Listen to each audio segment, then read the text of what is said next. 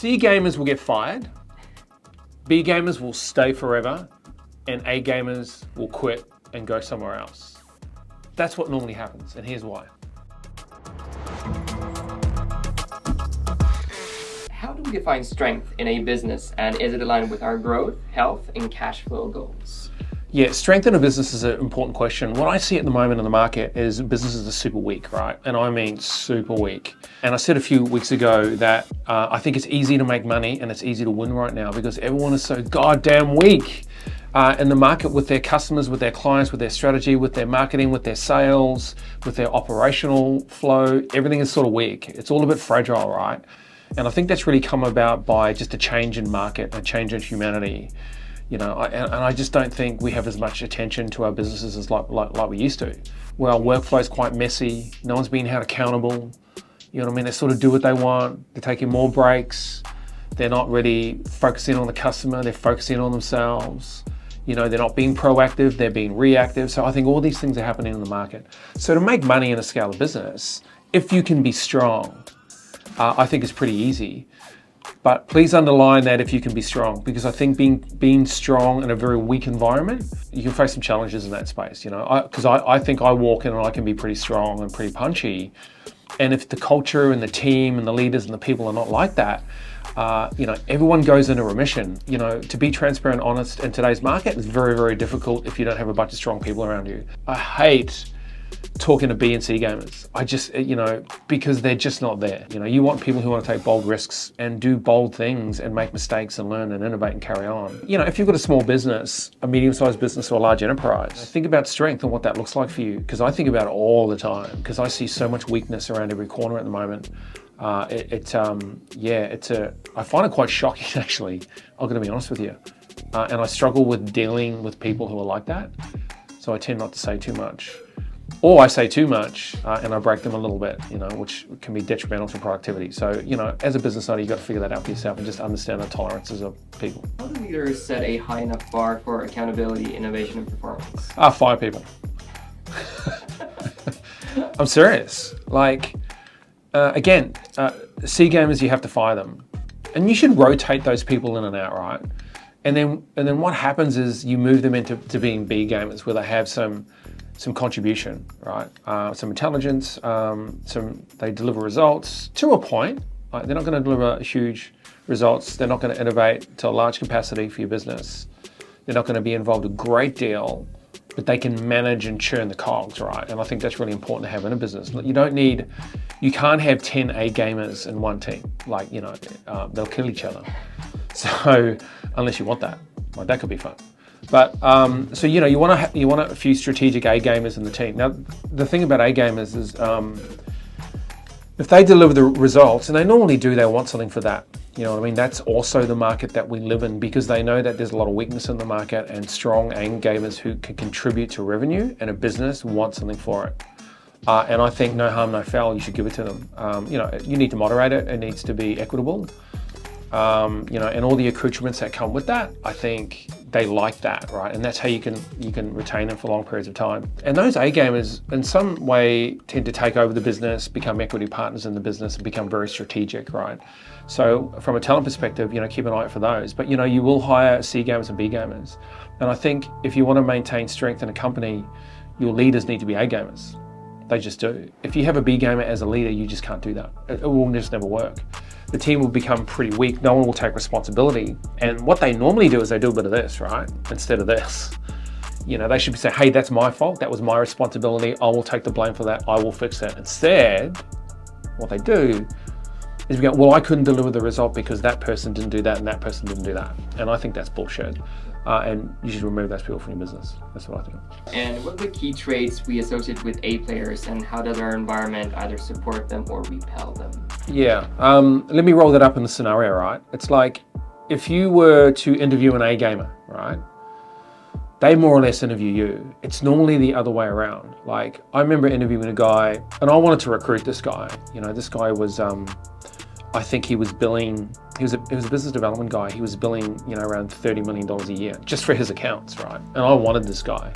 I probably couldn't afford him because I was in startup. I was in like year 2, and I was being a little bit brash. But like I sat in an interview on level 5 of this tower actually, and I sat down with him. He was an older guy, you know, and he basically interviewed me. I didn't interview him. And I thought I was cool. I was just like going in and asking him these questions, and he basically just wanted me to finish so he could ask me what he needed to ask me. And when he asked me questions like this, he goes, "What's your forward strategy over the next 3 years?" And he goes, "So what revenue are you doing now and where you want to be in the next 3 to 5 years? And how do you intend to get there? And who's doing your marketing? And what have you done in your career?" I was sitting there getting interviewed by this guy. That's great. But I knew straight away, I said, I've got to hire this guy because that's what an A gamer does. Because, you know, they're not looking for jobs. You have to go headhunt them. They are never looking for work.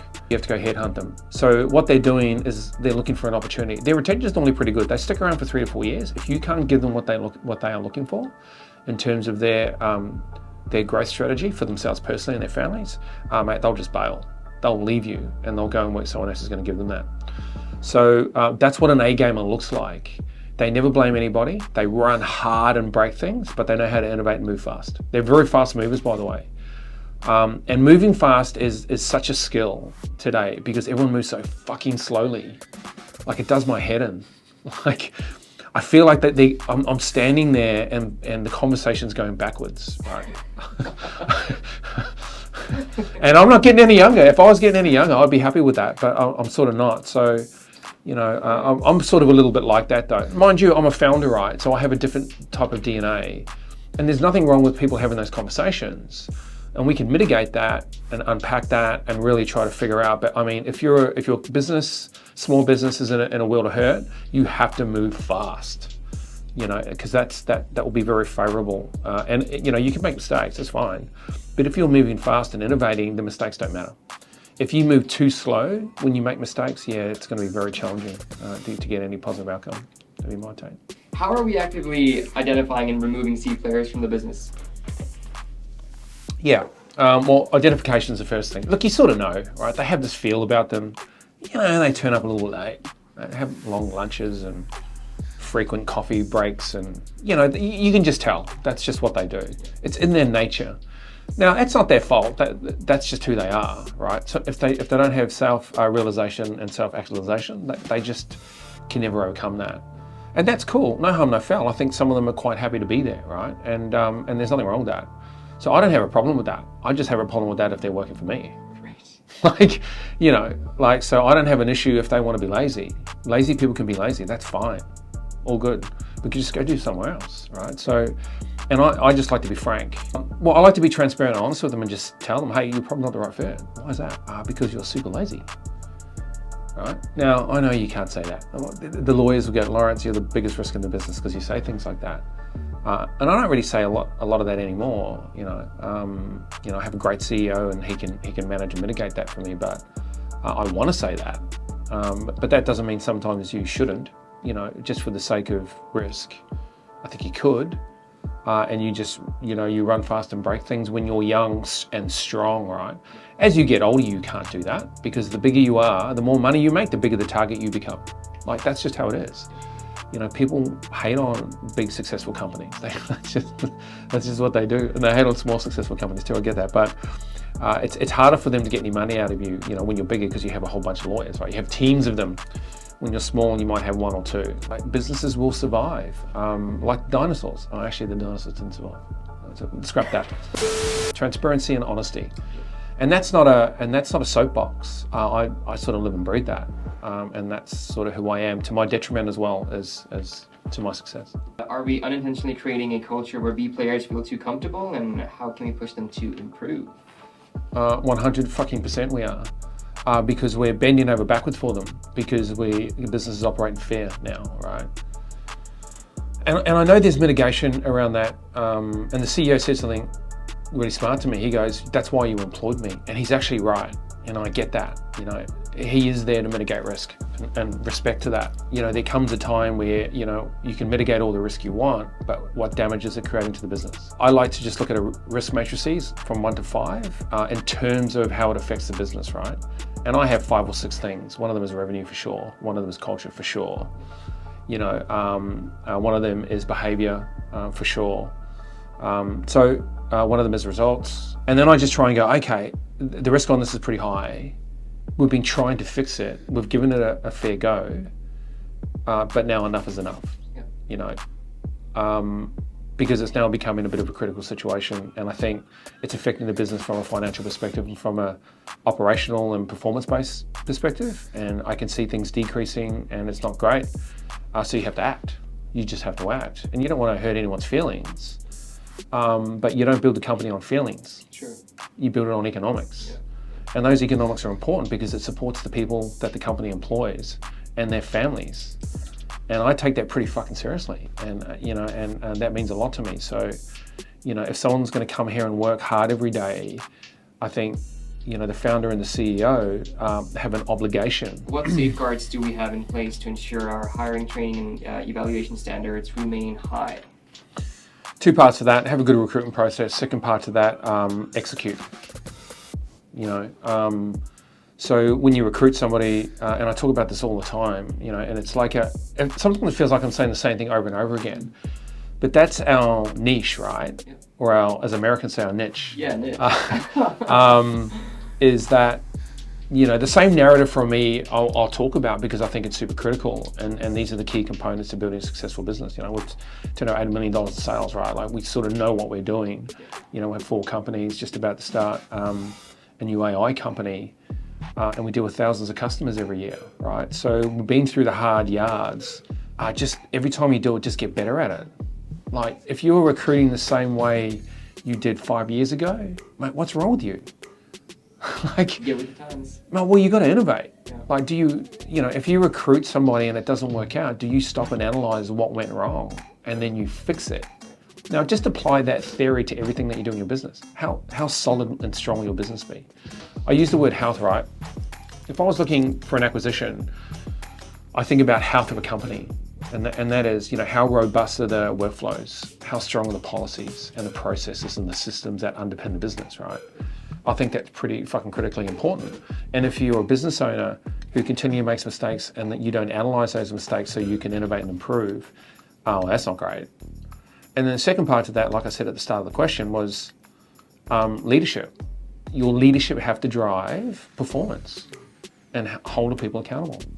Holding people accountable, I find quite easy, but delivering it and how you do it is, I think there's some complexity to that because everyone's different, humans are different, especially when it comes to emotions.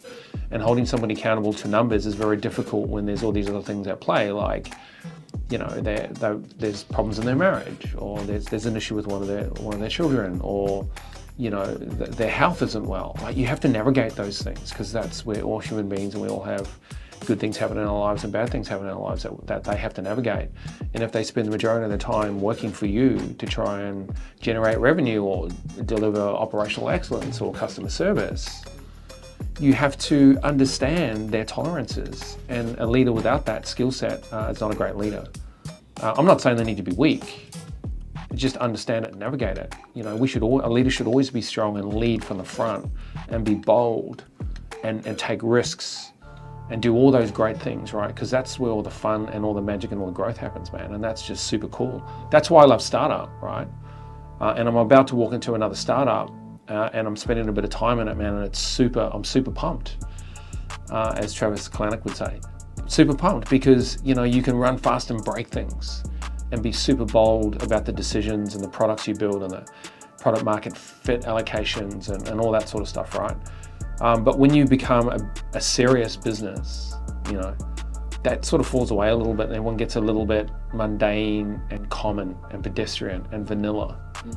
And I don't think leaders, that should be their charter. I think their narrative should be to always strive to break down walls, man. And I said that to someone this morning, break down walls. Like, fuck what's gonna happen, just do it anyway. Yeah. And if it doesn't work out, we can fix it. Because that's what businesses do, right? So that's a very long answer to a very short question, but that's sort of my lens on it at this time. Yeah. So I hope you got something out of today's episode. Look, if you like what we're doing, we'd love it if you could subscribe. Send us a DM if you want, if you got any questions as well. That'll be great. We've got some great interviews coming in 2025, which we're working on now. So your support means a lot. That's why we do this. So I appreciate your time today. Thanks for watching, and we'll see you next time. Cheers.